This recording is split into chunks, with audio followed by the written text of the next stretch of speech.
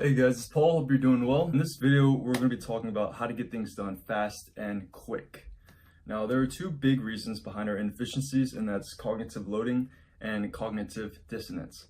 Cognitive loading is basically the stacking, it's like the mental stacking of things that you have to do or the decisions that you have to make. Just keeps piling subconsciously. So the second one is cognitive dissonance. That's basically where it's like the resistance behind making decisions. We experience that on very micro levels throughout our entire day. That's why billionaires that you see, they wear the same stuff every single day. The reason they do that is because they want to remove the cognitive dissonance from their lives as much as possible, so that way they can focus their energy on the things that actually really matter. One good example of cognitive dissonance that I experience a lot is I'm always asking myself in the mornings, a lot of times I'm like, should I go to the gym this morning? Should I immediately go to Barnes & Noble and get this work done? Or should I stay home a little bit? Should I cook breakfast first?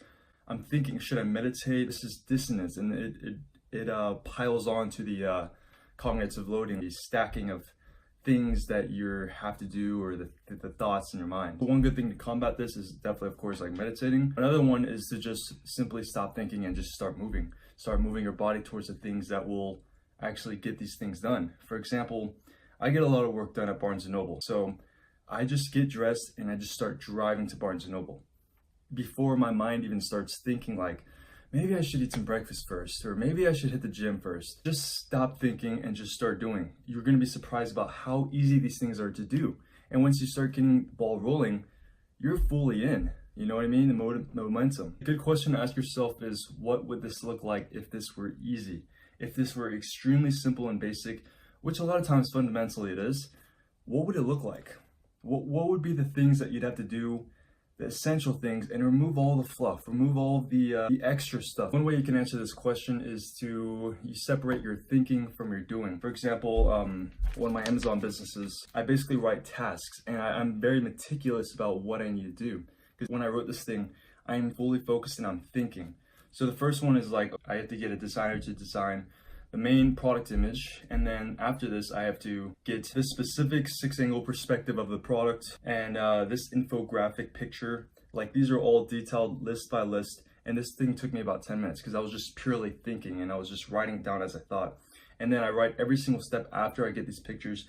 Okay, I have to send the invoice to the supplier, then post the photos and optimize the listing. Now I can take action. So, okay, like first thing, okay, I can do that. That's really easy because it tells me like I'm not thinking about it. I'm just gonna do what I wrote. The first one, I tackle that down, then completely move down the list. Run through this list as fast as you can because you already know what to do. It's like the way that we're conditioned in high school, the idea of brainstorming before you write an essay. The reason you brainstorm is to actually think.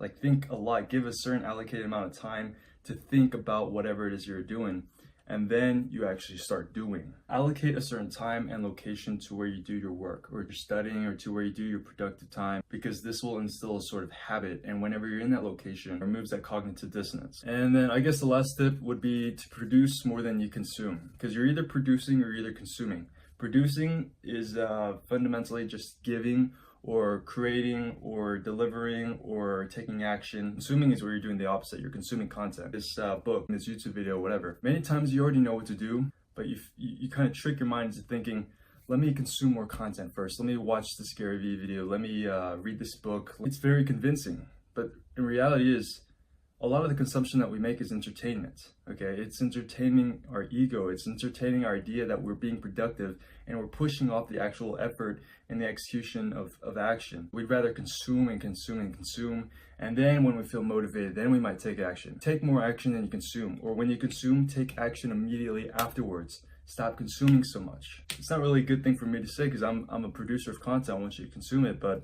reality is, if you want to get a lot done, you produce more than you content, or produce more. Hopefully this was of value to you guys. If you guys like this video, leave a comment, hit the subscribe button and hit the like button, hit the little notification bell, and give me a follow on Instagram. That was a whole lot of things to do, but at least do one.